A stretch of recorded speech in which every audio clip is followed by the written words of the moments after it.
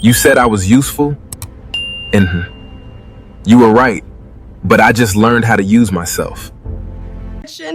Oh my God, I messed with the wrong man. Please forgive me. She thought she took everything from him, his money, his business, his future, his company, but she made one mistake. She thought he was a weak man. Now everything she built, or rather stole, was falling apart. Suppliers gone, deals crashing, secrets exposed, and the man she used? He didn't just come back for revenge, he came back smarter. This isn't a comeback, it's a takeover. Daniel didn't rush. That was the first thing Zara got wrong. She expected anger, noise, desperation. But Daniel went silent. And silence is where dangerous things are built. For weeks, nothing happened. No calls, no threats, no drama. Zara relaxed. Michael got comfortable. The business kept growing. Everything felt one, until the cracks started. Small at first. A supplier suddenly refused to deliver. Payment issues, they said. Zara frowned. That made no sense. They had money, plenty. Then another supplier pulled out. Then a client cancelled a bulk order. Again, their repair systems started glitching, files missing, records corrupted. Michael grew irritated. This is sabotage. Zara shook her head. By who? But deep down, she already knew. Daniel wasn't attacking the business. He was removing its foundation. Quietly. Precisely.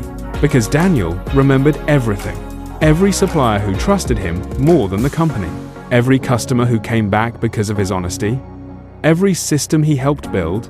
Zara owned the name. But Daniel was the reason it worked. And now, he was taking himself back. One night, Zara finally said it.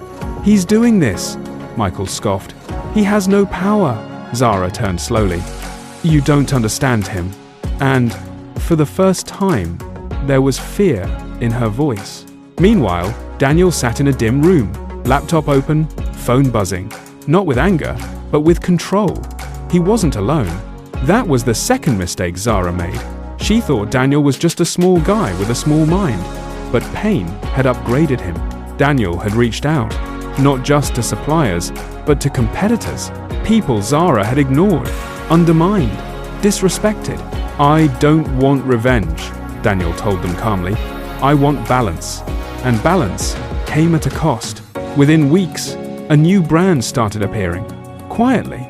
No noise, no hype, but people noticed. Better service, better pricing, familiar systems, familiar energy. Zara saw it. Her eyes narrowed as she stared at the name. She didn't say anything at first, but her grip tightened. Because deep down, she recognized it. Daniel wasn't rebuilding. He was replicating and improving. Everything she stole, he recreated. Faster, smarter, cleaner.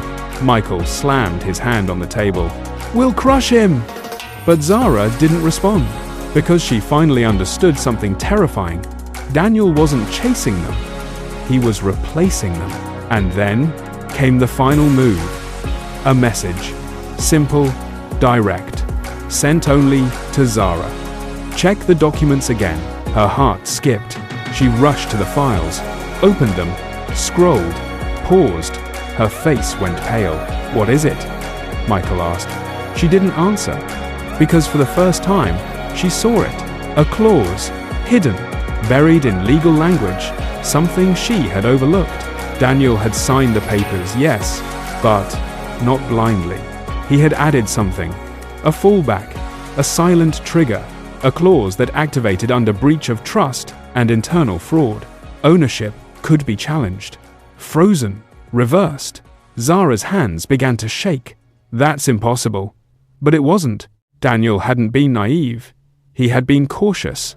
He trusted her, but not completely. And now, that small doubt was destroying everything she built. Authorities got involved. Accounts were reviewed. Transactions questioned. Partnerships suspended.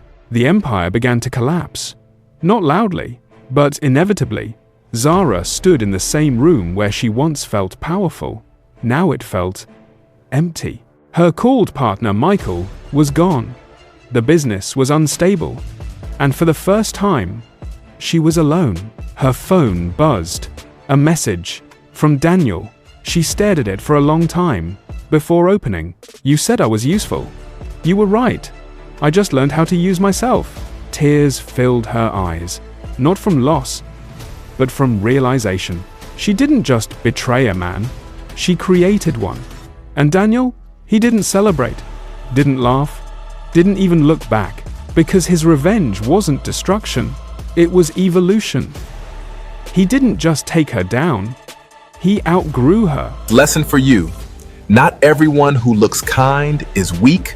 Revenge is not just noise. And anger? Real revenge is not noise, anger, or destruction. It's growth so powerful your enemies become irrelevant.